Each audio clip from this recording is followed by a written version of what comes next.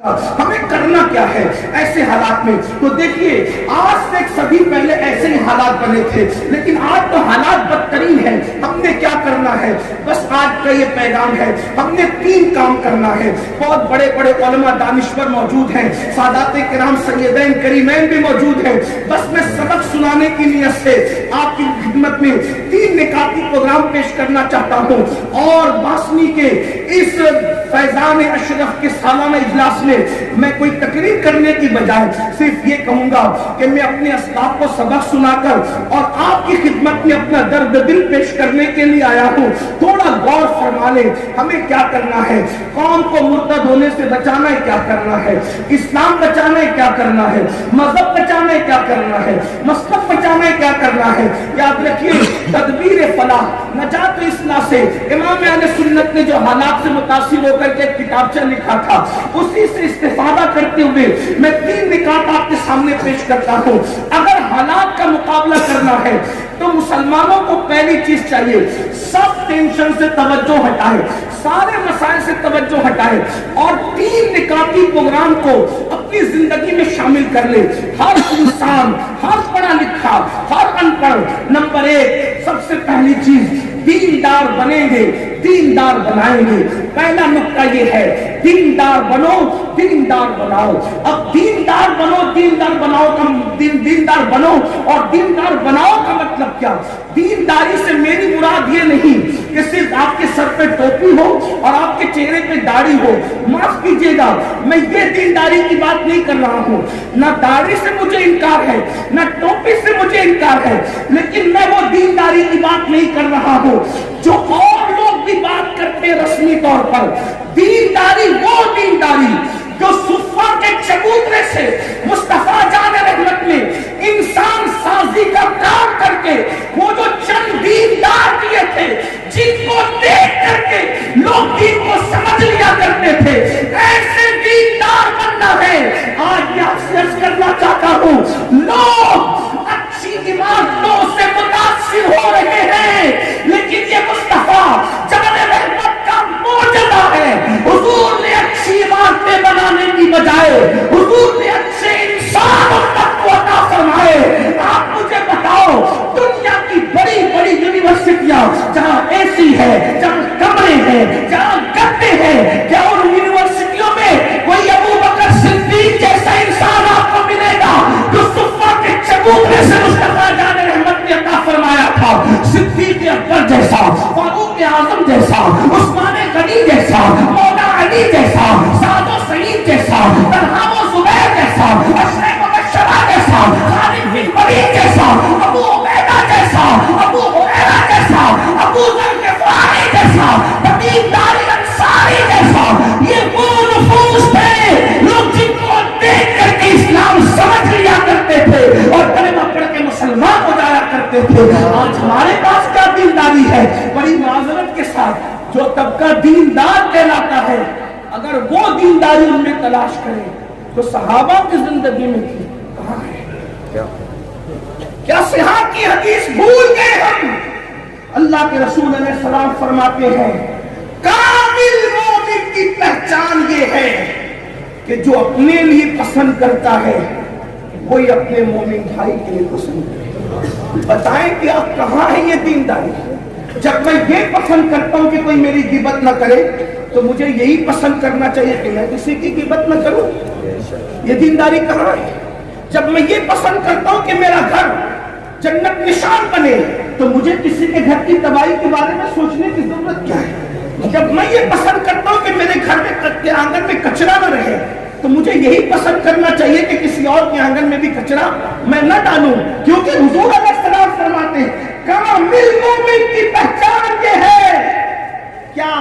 جو اپنے لیے پسند کرتا ہے وہی اپنے مومن بھائی کے لیے۔ ایک روایت بڑی مشہور ہے، دیکھو کیسا حضور نے دیندار بنایا تھا۔ آج تو آدمی کا حال یہ ہے کہ 2 آدمی ساتھ میں کھانا کھانے بیٹھے تو سامنے والے کے آگے اگر اچھا لقمہ ہے تو اس کی نظر چکنے پر آدمی اپنے آگے کھینچ لیتا ہے۔ یہ مسلمانوں کی پوزیشن ہے، اور کل مسلمان کا حال یہ تھا کہ اچھی بوٹی اگر خود کے سامنے ہوتی تو اس کی نظر چکنے پر اس کی آگے ڈھکیل دیا کرتا تھا تاکہ میرا بھائی کھا لے. ہم کہاں دینداری کی بات کرتے, چند رسومات تبلیغی جماعت کی نقل میں اگر آپ بھی کر بیٹھے تو مجھے بتائیں کون سا انقلاب ہم نے پیدا کرنا ہے.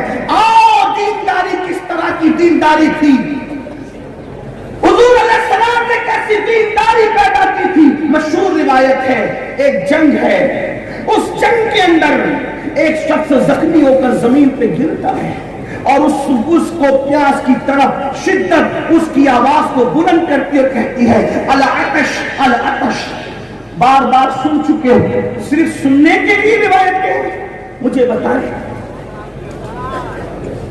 بتائیں مسلمانوں, میری قوم کے جوانوں, پیاس کی شدت ہے, ایک زخمی کی پیاس کیا ہوتی ہے. اللہ اکبر, وہ گرتا ہے اور اس کے پاس کوئی پانی پلانے والا پہنچتا ہے اور دوسرا زخمی گر کر کے العطش کی آواز لگاتا ہے تو وہ زخمی منہ ہٹا کر مشکل سے کہتا ہے مجھ سے زیادہ ضرورت میرے اس بھائی کو پانی کی ہے, جاؤ پہلے اس سے پلاؤ.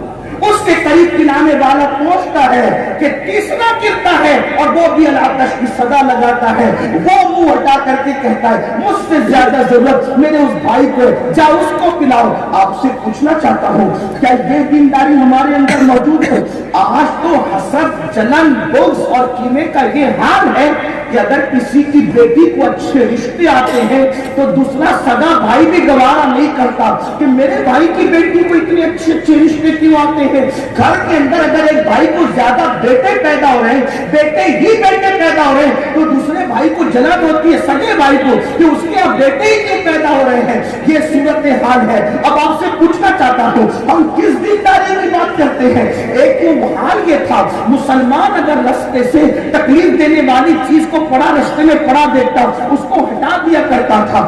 صرف گوشت مچھلی والے اور داڑھی اور ٹوپی والے دیندار نہ بنو, ویسے دیندار بنو جیسا کہ آمنہ کے لال بنانے کے لیے آئے تھے. میں صرف اشارہ دے کر کے گزر رہا ہوں اس لیے کہ وقت میں قلت ہے. کیا آپ نے وہ دینداری نہ دیکھی؟ اللہ اکبر, اگر آج کھانے کے وقت سگا بھائی آ جائے تو دوسرا بھائی پلیٹ چھپا کر کے رکھ دیتا ہے, پھر جا کے بات کرتا ہے, رخصت کر کے پھر کھانے بیٹھتا ہے. اپنی دینداری کا حال کیا تھا مسلمانوں, ذرا توجہ مت کرو. اللہ اکبر, حالت یہ تھی ایک مرتبہ مہمان آئے, اختصار سے کام لیتے ہیں, صرف اشارہ دے رہا ہوں تفصیل نہیں. اللہ اکبر, مہمان آئے اور مہمانوں کو تقسیم کر دیا گیا. ایک مہمان بچا, ایک صحابی بچے, اور اس کے بعد مہمان کو ان کے حوالے کر دیا گیا. گھر میں کچھ نہیں تھا, فاقے سے تھے. بچوں کے لیے ایک آدمی کا کھانا لا کر بچوں میں دونوں کو تقسیم کر کے کھلانے کا پلان تھا. صحابی مہمان کو گھر لے کر کے گئے اور بیوی سے کہا رسول اللہ کا مہمان لایا ہوں. بیوی نے کہا آپ تو جانتے ہیں اللہ کی برکت ہے, گھر میں فاقہ ہے. بچوں کے لیے ایک آدمی کا کھانا قرض مانگ کے لائے تھے,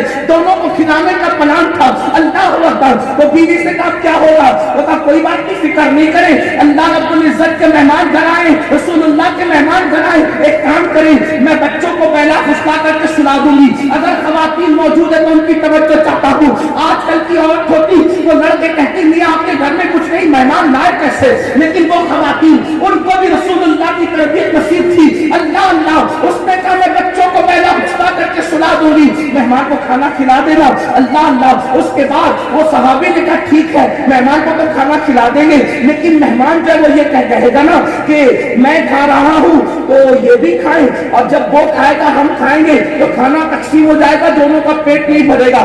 تب کیا ہوگا؟ تو پھر خود ہی شوہر اپنی بیوی سے کہتے ہیں ایک کام کرنا, تم چراغ کی بتی کو بڑی کرنے کے بہانے سے آ جانا اور چراغ بجھا دینا. چراغ بجھ جائے گا, ہم وہ ہاتھ اٹھا کر منہ میں ڈالتے رہیں گے, خالی ہاتھ منہ چلاتے رہیں گے. مہمان سمجھے گا ہم کھانا کھا رہے ہیں اور مہمان کا پیٹ بھر جائے گا. ہم بھی پانی پی کے اللہ کا شکر کر کے سو جائیں گے, تم بھی شکر کرتے ہوئے سو جانا. کم سے کم رسول اللہ کے مہمان کا پیٹ تو بھر جائے گا. اور یہی ہوا نا. اللہ اکبر, سامنے ایک مہمان کو کھانا کھلانے کے لیے پورا گھر بھوکا سو رہا ہے. یہ ہماری دینداری تھی مسلمانوں. آپ سے پوچھنا چاہتا ہوں آج چند سکوں کے وقت مسلمان کسی کا قتل کر رہا ہے, آج چند پیسوں کے وقت کسی کی آبرو سے کھیلا جا رہا ہے, اور جب صبح ہوتی ہے تو اس کا انعام کیا ملتا ہے؟ اللہ کے رسول فرماتے ہیں تمہاری میزبانی کو اللہ نے دیکھ لیا اور اللہ نے تمہیں جنت کی بشارت عطا فرمائی. آپ سے پوچھنا چاہتا ہوں تو دیندار بنو, دیندار بناؤ. آج ہمارے گھروں میں دین نہیں. ہماری بیٹیاں آدھی اصلی میں کپڑے پہن رہی کن کے جو ہر سال عمرہ کو جا رہے ہیں, ہر سال حج کو جا رہے ہیں, ان کے گھر کی دینداری کا نہیں جی مولانا اپنا دیندار بننا کا بس کافی ہے. نہیں, ہمارا دیندار بننا کافی نہیں ہے. عبادتیں منہ پہ مار دی جائے گی اگر آپ نے اپنے بچوں کو دیندار بنایا. آپ کو چہرے میں بڑی خوبصورت داڑھی رکھی ہے, جوان بیٹے کا داڑھی رکھنا آپ کو خود پسند نہیں ہے معاذ اللہ. ابھی نمت رکھنا, تھوڑا سا ابھی شادی ہو جائے اس کے بعد رکھنا, تھوڑی سی عمر ڈل جائے, یہ نہیں. خود دیندار بنو. اور ایک بات دل پہ لکھ لو, اگر کسی کے دماغ میں یہ خط تو ہے کہ دیندار بنے گے تو بیکورڈ کہلائیں گے, عزت جائے گی اور یہ ہوگا وہ ہوگا, خدا کی عزت کی قسم, اللہ نے جو دین ہمیں عطا کیا ہے دین مصطفی, اس نے کسی کو کبھی ذلیل ہونے نہیں دیا, بلکہ اس کا دامن جس نے پکڑ لیا ہے آپ کے شرع نصیبوں کو کیسر و کسرا کا تاجدار بنایا, اسی دین نے بنایا, گمراہوں کو نیکلام بنایا. وہ بلال جو مکے کی زمین پر کوئی عزت نہیں رکھتے تھے, جب سے دین کی طرف آئے بلال کو وہ مقام ملا کہ کعبہ بلال کے قدموں کے نیچے ہے اور بلال کعبے کے اوپر نظر آ رہے ہیں. حضرت عمر بن خطاب جیسی شخصیت انہیں یا سیدنا بلال کہہ کر کے پکار رہے ہیں. تو دینداری وہ ہے. ایک بات اس سے متعلق عرض کر دوں, آپ جانتے ہیں صحابہ کو یہ احساس تھا, کیا احساس تھا کہ دین سے ہمیں عزت ملی. جب حضرت فاروق اعظم بیت المقدس گئے, کس طرح گئے مشہور واقعہ وہ بھی, ایک اونٹ پر بیٹھ کر غلام کے ساتھ, باری باری تھی, واقعہ آپ جانتے ہیں, اس کو بیان کرنا مقصود ہے اشارہ. اور جب سامنے نالا آ گیا, پھٹے ہوئے موزے کندھے پہ ڈال دیا, سامنے کی طرف پورا مجمع استقبال کرنے کے لیے کھڑا ہے. مسلمان غیر مسلم سب کھڑے. بھئی ہم جہاں پہلی مرتبہ جائیں تو کتنے سر سوار کر ہم جاتے, کرنا بھی چاہیے. اللہ جمیل یحب الجمال, زینت کوئی منع نہیں ہے, لیکن صحابہ کی فکر دیکھو, پھٹے ہوئے جوتے کندھے پہ ڈال دیے, پھٹے ہوئے کپڑے پیونوا, امیر المومنین 22 لاکھ مربع میل پر حکومت کرنے والا امیر المومنین پیون والے لباس پر بیت المقدس آیا ہے. یہود و نصارہ سب دیکھ رہے مسلمان. حضرت ابو عبیدہ ابن الجراح اور حضرت خالد بن ولید کانوں میں بات کر رہے, امیر کیا کر رہے ہیں. پہلے تو پھٹے موزے پہنے تھے, ایک سواری پر آئے تھے, اس کو بھی پانی کی وجہ سے کندھے پہ ڈالا تو چھپے ہوئے پھٹے موزے ضائع ہو گئے. پیون والا لباس ہے. جب ادھر گئے تو خاموشی سے ابو عبیدہ ابن الجراح نے کہا, امیر المومنین یہ سب آپ کو دیکھنے آئے ہیں, کاش کیا کوئی کر و فر سے آتے. پھٹے موزے اور یہ حالت. فاروق اعظم نے کنکر اٹھائی, وہ تو فاروق اعظم تھے, اٹھائی کنکر اور پھینک کر کے مارا. فرمایا رسول اللہ کے مثال کو, ابھی زیادہ وقت بھی نہیں گزرا, لوگ ایسی دنیا داری کی باتیں کرنے لگے. فرمایا تمہارا کیا گمان ہے کہ ہمیں کپڑوں کی وجہ سے اور سواریوں کی وجہ سے عزت ملی؟ واللہ ہمیں کپڑے اور سواریوں سے عزت نہیں, بلکہ اللہ کے دین کی وجہ سے عزت ملی ہے, اور ہمیں اللہ کے مال کی غلامی کی وجہ سے عزت ملی ہے. یاد رکھنا, یہ دین نیچے گرنے نہیں دیتا, یہ دین اوپر اٹھانے کے لیے. اس لیے دین پر عمل کرنے میں کبھی مت شرمانا. ایئرپورٹ ہو, ریلوے اسٹیشن ہو, کہیں ہمیں شرمانے کی ضرورت نہیں ہے. شرماتا وہ ہے جہاں کجی ہوتی ہے, کمی ہوتی ہے. واللہ سارے مذاہب کی تعلیمات کو سامنے رکھو اور ہمارے مذہب کی تعلیم کو سامنے رکھو. خدا کی عزت کی قسم, نہیں سب پر سب سے زیادہ حسین تعلیم تمہارے مذہب کی ہو تو پھر کہنا یہ تو ہماری اپنی جہالت ہے کہ ہم نے دین پڑھا نہیں ہے. تو دیندار بنو, دیندار بناؤ.